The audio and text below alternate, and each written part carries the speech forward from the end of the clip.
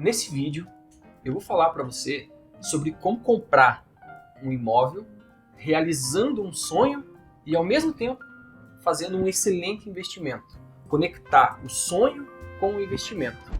Fica comigo que nesse vídeo a gente vai falar sobre os 4 pontos, os 4 aspectos que vão poder conectar aí um excelente investimento com a realização de um sonho que vai se consolidar e não vai se transformar num pesadelo no final aí.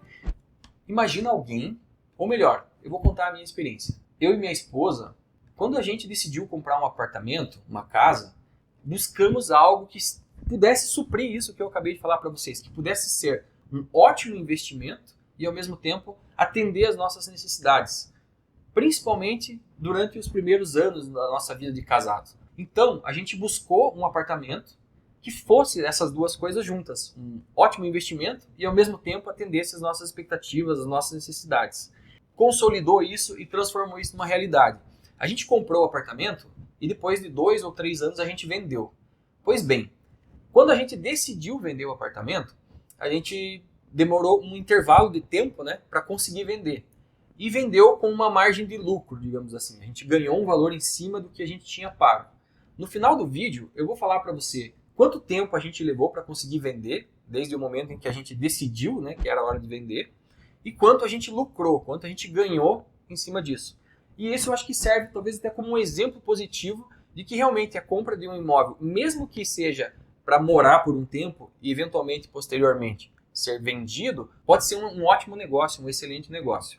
Talvez você esteja se perguntando, e sim, eu sou do ramo da construção civil, eu trabalho, a minha empresa constrói alguns dos empreendimentos de alto padrão mais importantes aqui em Curitiba, e aqui na empresa a gente acabou construindo um relacionamento, construindo uma rede de contatos com excelentes profissionais, desde grandes diretores de construtoras, corretores, arquitetos, engenheiros civis e diferentes profissionais que trabalham, atuam nesse ramo da construção civil aqui. Por isso, eu acredito que realmente eu tenha conseguido compilar informações interessantes que vão ser úteis para você, mesmo que nesse momento você não esteja querendo comprar uma casa. Mas pode ser que alguém que você conheça quer, ou pode ser que no futuro você busque pela realização desse sonho. Então, sem enrolação, vamos para o primeiro dos 4 tópicos. E o primeiro é a localização. Eu imagino que você entenda que a localização é algo extremamente importante na hora de decidir escolher um imóvel.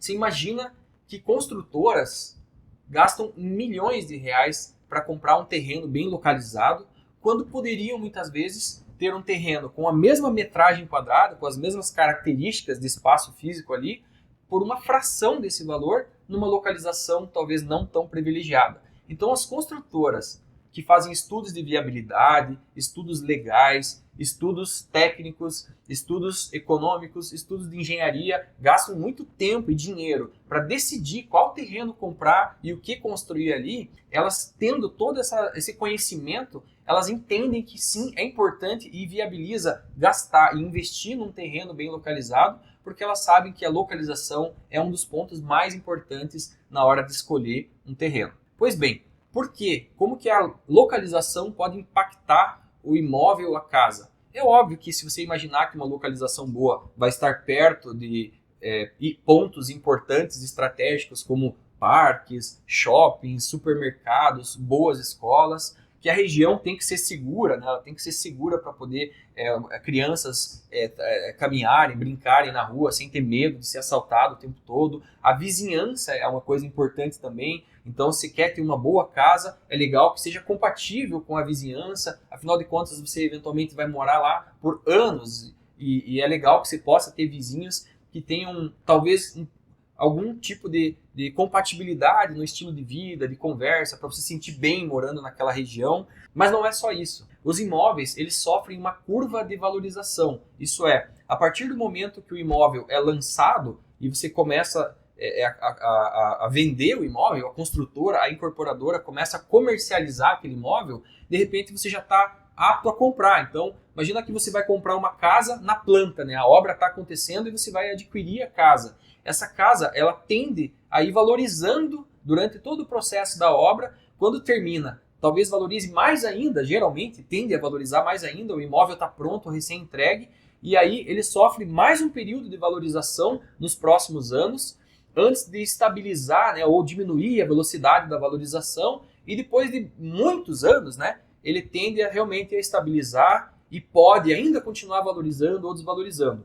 Essa descrição dessa curva de valorização do imóvel, ela não é igual para todos os imóveis, entende? Então, se você for assertivo na compra do imóvel em termos de localização, você já sai na frente, você já ganha muito nessa curva de valorização. De repente, essa casa que você está comprando ali, ela pode ser realmente a casa que vai atender a sua família nos próximos anos, ela pode ser também um bom investimento, que um dia pode gerar um retorno interessante de investimento para você, e inclusive pode ser um ótimo patrimônio pensando em sucessão patrimonial. Se você imaginar você transferindo um patrimônio para um filho, fazendo uma sucessão patrimonial, é muito bom ter essa tranquilidade ou essa segurança de saber que esse herdeiro, né, está recebendo algo que tende a se valorizar mais ainda, porque ele está numa localização boa. Localização é algo escasso. Se você tem uma rua que cabem ali algumas casas boas, num espaço seguro, confortável, agradável, não tem como eu produzir mais espaço ali para mais casas. Aquela rua está limitada, aquele espaço, e é isso. Se alguém quiser uma casa e não tiver ali, ou vai pagar mais caro,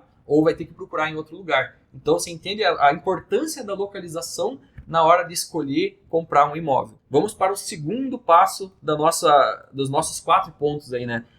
Espaço mesmo, a metragem quadrada. Veja, você pode até comprar uma casa, né, usando o nosso exemplo ainda, pensando que de repente no projeto, na planta, naquilo que estão mostrando para você, tem um ático com um terraço gourmet. E você, mas eu não sei, eu acho que eu não sou muito fã dessas áreas gourmets, eu prefiro usar o espaço de baixo mesmo, o térreo ali para fazer meu social, né, para receber amigos e tal. Mas você, quando compra um espaço desse, você não está comprando necessariamente uma área gourmet que você vai ter que fazer um jantar e receber amigos lá em cima. Você está comprando espaço, né? Então aquele espaço pode ser, por exemplo, uma sala com sofá-cama que pode servir para receber alguma visita, algum filho que vai vir e trazer as crianças e os netos, podem de repente ficar lá em cima, ou você pode transformar aquilo num escritório com uma sala, de repente uma sala de jogos. Então, você comprando uma boa metragem quadrada, que tenha potencial, né, de atender diferentes necessidades de diferentes etapas da vida, você está comprando espaço. E espaço, sim, aliado, né, junto com uma localização boa, é algo extremamente importante e valioso, que tende, né, também a somar em termos de valorização aí, numa boa decisão de escolha. Bom, eu vou para o terceiro ponto para não me enrolar. O terceiro ponto é a parte de projeto e execução. Não adianta nada você comprar uma excelente localização, uma metragem boa, se o projeto é ruim, se o banheiro é apertado, se a cama, você coloca no quarto, você colocar uma cama e não conseguir transitar ali no pé da cama, porque você tem que andar de lado ali, não pode colocar nenhuma TV porque é um espaço super apertado. A sala, de repente, naquela imagem que você viu lá, era linda a sala, mas talvez na hora de colocar um sofá de verdade dentro ali, você não consegue transitar em volta, não cabe um sofá confortável. A mesa de jantar é muito comum, né? Você colocar uma mesa de jantar bonita e tal, quando as pessoas sentam na mesa ali para jantar, ninguém consegue passar em volta, porque o espaço é muito compacto.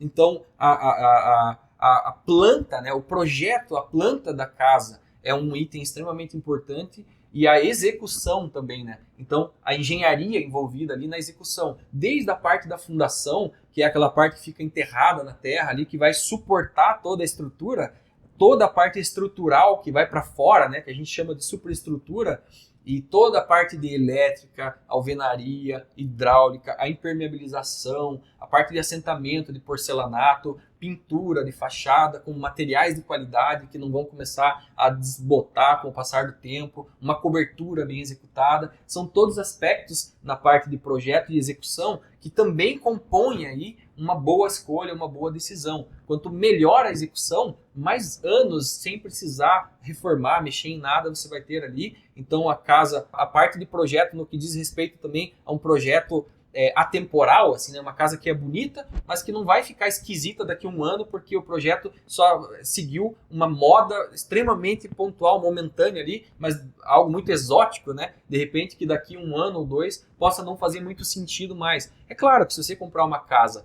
e vai viver essa casa durante muitos anos e você tem um gosto muito pessoal por algo que é um pouco exótico, legal, é algo muito pessoal teu. Mas se você quer conectar o sonho com um investimento, para ser um investimento pensando em valorização, talvez seja legal pelo menos ponderar, né, que o projeto, a parte arquitetônica ali, tem essa pegada assim um pouco atemporal, sabe? Que daqui 5 anos, 8, 10 anos, a casa ainda seja bonita, seja atual. Esses são 3 aspectos. Falta o último. E esse último aspecto aqui, ele tem algo mais específico, que é o seguinte. Se você vai comprar um imóvel simplesmente como investimento, isso é, eu vou comprar porque eu quero vender com a valorização, ou porque eu quero ter esse ativo se valorizando e aportar, ter dinheiro ali para diversificar investimentos e tal, esse quarto aspecto não se aplica. Porém, se você vai comprar a casa para realizar um sonho de ter um espaço maior, melhor, com vagas de garagem para, de repente, 2 carros, onde você pode abrir um pouco melhor as portas ali, uma churrasqueira, uma área gourmet, você quer realizar um sonho e morar naquela casa com a sua família, daí esse quarto aspecto realmente é para você. Isso é, nós estamos falando aqui de aspectos pessoais, né? A casa ela tem que atender às tuas necessidades, né? Como eu falei, se você comprar metragem quadrada, você consegue transformar uma área gourmet, você consegue transformar os espaços, mas a casa tem que atender. Então não adianta nada a localização ser boa, mas ela fica a 50 quilômetros do seu trabalho, a 40 quilômetros do trabalho da tua esposa, é longe pra caramba da escola que os seus filhos estudam, então a casa tem que atender às suas necessidades, né? E uma boa casa, inclusive, ela vai permitir que no longo prazo você possa fazer algumas adaptações ali para poder atender às necessidades, às vezes, por exemplo, vou dar um exemplo aqui, uma boa casa, ao meu ver, né? É uma boa casa num padrão um pouco mais interessante, aí, um pouco maior, digamos, ali. Vamos falar de uma casa entre 1 e 2 milhões de reais, que já é a casa que para mim já é uma casa dos sonhos. É uma casa entre 1 e 2 milhões de reais e vai ser uma casa grande, muito bem executada, com muitas possibilidades. Então, de repente, uma casa onde você possa fazer um ajuste durante a jornada de vida ali, e ir transformando ela para se adequar às suas necessidades. Mas é importante ponderar, né? Se a casa é para você, para sua vida, para sua família ficar durante muitos anos, é que ela atenda algo específico com relação às suas necessidades. Recapitulando, então, localização, metragem quadrada, a própria execução do empreendimento e os aspectos pessoais, se a casa vai atender às suas necessidades mais específicas ali da sua família. Esses são os 4 pontos que a gente levantou aqui para esse vídeo. Eu realmente espero ter agregado, eu sei que eu estou devendo uma informação ainda aqui, né? Mas eu espero ter agregado aí um pouco no processo de decisão ou simplesmente de amadurecimento sobre o que é escolher uma boa casa, um bom apartamento.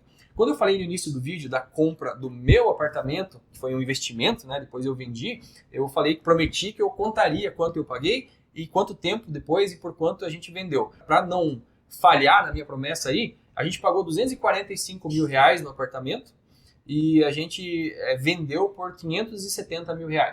E quando a gente decidiu vender, né, o apartamento, a gente morou nele por uns 2 anos ali, quando a gente decidiu vender, a gente levou em torno de 30 dias para vender o apartamento. Então veja só, paguei 245, vendi por 570. Gastei um valor de reforma, porque eu ampliei, fiz algumas melhorias ali, de fato. Se eu não me engano, alguma coisa em torno de R$40 mil eu gastei. Quando você vende um apartamento, você também tem que pagar um imposto, mas de fato o valor de compra foi 245, o valor de venda foi 570 mil. E a gente levou mais ou menos um mês para vender. Para mim, isso é um excelente investimento, né? Porque além de eu estar morando no apartamento, então eu não pagava aluguel, por exemplo, porque eu já morava ali naquele local. Quando eu fui vender, a gente conseguiu ter um retorno excelente em cima do investimento. E eu vendi para investir num outro empreendimento imobiliário. Obrigado por assistir esse vídeo, espero que tenha agregado alguma coisa para você. Se inscreva no nosso canal aqui e com certeza, se já não tem, teremos outros vídeos aí à disposição para você estar acompanhando o nosso trabalho. Um abraço e até mais.